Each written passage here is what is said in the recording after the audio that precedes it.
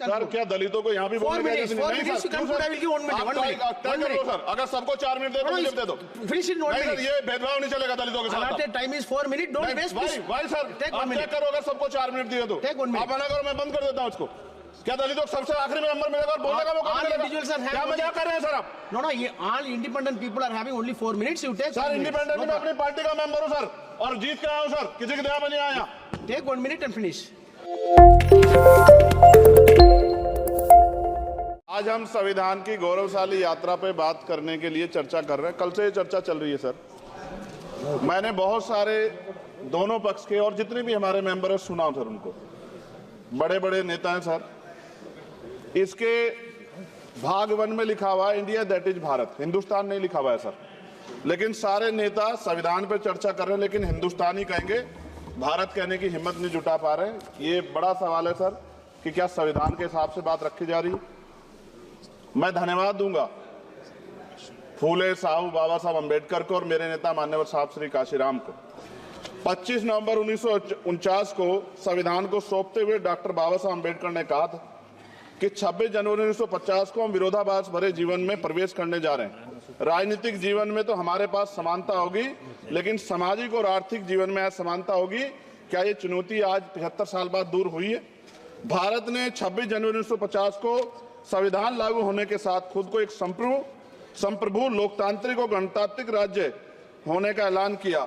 लेकिन सर उस समय संविधान की स्थिति ये थी कि जैसे गांव का कोई आदमी, मैं 50 की बात कर रहा हूं, वो 50 साल पहले शहर में आ जाता और बड़े लोगों की महफिल में चला जाता, उस जहां वो खाना खा रहे हो, और वो टेबल पे नैपकिन को खा के जो है कि कहता कि ये तो फीका, क्योंकि वो जानता ही नहीं था, वो समझता नहीं था संविधान को, संविधान है क्या। संविधान उसके लिए महज दस्तावेज था। ये जिम्मेदारी थी राजनीतिक दलों पे कि वो संविधान को व्यवहार में लेके आते। और इसके इतने सारे आर्टिकल हैं, अगर इनको व्यवहार में लाया जाता तो मुझे लगता कि आज देश बहुत बदल गया होता। बाबा साहब ने कहा था कि लोकतंत्र भारतीय भूमि का केवल ऊपरी पोशाक है, उनके अनुसार यहाँ की संस्कृति अनिवार्य तौर पर लोकतांत्रिक है। भारत जैसे गरीब और गैर बराबरी वाले देश में संविधान के जरिए छुआछूत खत्म करना, वंचितों के लिए सकारात्मक उपाय करना, सभी वयस्कों के लिए मतदान का अधिकार देना और सबके लिए सम्मान अधिकार तय करना, ये बहुत बड़ी उपलब्धि थी सर। ये संविधान है कि आप वहां बैठे हैं और मैं यहाँ खड़ा होकर अपनी बात रख रहा हूं, और इस देश में आदिवासी महिला के तौर पे जो है राष्ट्रपति बनी है, और प्राइम मिनिस्टर तो नहीं बना, लेकिन शेड्यूल कास्ट के बड़े नेताओं को भी जो है राष्ट्रपति बनने का मौका मिला। इस संविधान की देन, अगर वोट हम पे नहीं होता तो शायद अमीर और जो राजा महाराजा खुद को मानते हैं हमारी गलियों तक नहीं आ पाते, हमारे हाल नहीं जान पाते। आजादी का मतलब सर सिर्फ अधिकार पाना भर नहीं है, इसके लिए हमारे संविधान में सरकार और नागरिकों के अधिकारों के साथ साथ उनके कर्तव्यों का विस्तार से उल्लेख किया गया है। बाबा साहब ने संविधान सभा में दिए गए भाषण में कहा था कि स्वतंत्रता आनंद का विषय है, पर अब हमें अपनी जिम्मेदारियों पर भी ध्यान देना होगा। संविधान ने सुनिश्चित किया कि रानी के पेट से राजा जन्म नहीं लेगा, वोट से नेता तैयार होगा। आर्थिक बराबरी के लिए सरकार क्या कर रही है? गरीब और गरीब हो रहा है और अमीर और अमीर हो रहा है। सुबह उठते कहीं बम की धमकी मिलती, कहीं दंगे की। ये अमृत काल है सर या धमकी काल है?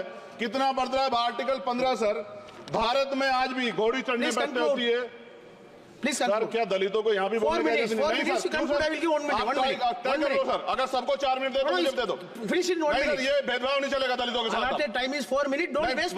भाई सर आप चेक करो, अगर सबको 4 मिनट दिए तो आप मना करो, मैं बंद कर देता हूँ उसको।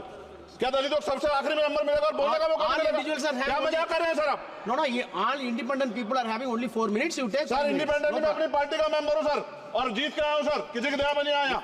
Take 1 minute and finish. Sir कल भी बोले तो एक दलीय पार्टी के लोग, आप मौका दो सर।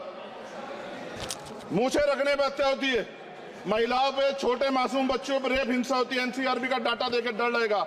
यही 1 किलोमीटर में संविधान को जला गया, और महाराष्ट्र के परभनी में अभी भी संविधान को नष्ट किया गया, उसकी कॉपी को। आर्टिकल 25-26 में संविधान में सभी को धार्मिक आजादी। कहाँ है दलितों की, मुसलमानों की, जैनों की, बौद्धों की, ईसाइयों की? छत्तीसगढ़ में सतनामी समाज को संविधान की अपनी धार्मिक आजादी के आधार पर जो है उनको अपमानित करके जेल में बंद कर दिया। संभल, अजमेर, अयोध्या सब इसका उदाहरण है। आज ये सरकार आलोचना डरती है। कितने लोग जेल में बंद है? मिरान हैदर, खालिद सैफी, उमर खालिद खान, सिफा खान, गुलफ्शा फातिमा और आजम खान साहब राजनीतिक विरोध में बंद है।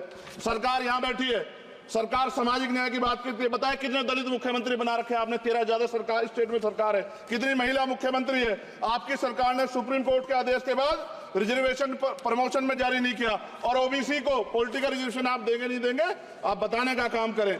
मैं 75 साल की गौरव यात्रा में हम एक सभ्य समाज नहीं बना पाए, इसलिए जाति आधार पर SC ST OBC के बच्चों को प्राइमरी स्कूल से लेकर उच्च संस्थानों में भेदभाव किया जाता है।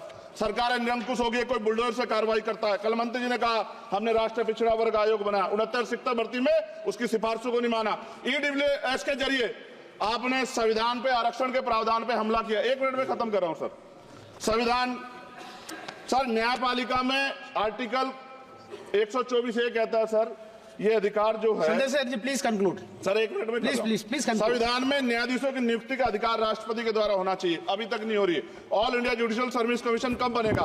क्या चंद परिवार ही सर जज बन सकते हैं? और आज हम सर, मैं सरकार से सवाल पूछना चाहता हूं सर, सेवाओं में SC ST OBC वर्ग का कितना प्रतिनिधित्व है? भारत सरकार के मंत्रालयों के अधीन PSU में, बैंकों, बीमा कंपनियों में और स्वस्थायी संस्थानों में आउटसोर्स तथा कॉन्ट्रैक्ट पर वर्तमान कार्यरत कर्मचारी कुल कितनी संख्या है? आउटसोर्स और कॉन्ट्रैक्ट में कार्यबल SC ST OBC कितना प्रतिशत है? निजी क्षेत्रों में कार्यरत कर्मचारी उनके SC ST OBC की वर्ग लाभ। सर खत्म कर, लास्ट पॉइंट सर, मैं फिर स्पष्ट तौर पर कह रहा हूं सर, यहां बैठे SC और OBC के मेंबर से कह रहा हूं सर, उनको सामाजिक जिम्मेदारी का ध्यान भी रखना चाहिए। पार्टी के प्रति वफादारी के साथ साथ अपने वर्गों के प्रति ईमानदारी भी रखनी चाहिए। ईमानदारी नहीं होगी तो इन वर्गों का भला नहीं हो सकता, और हमें बहुत सरकारों से उम्मीद नहीं है। बहुत बहुत धन्यवाद सर। Thank you.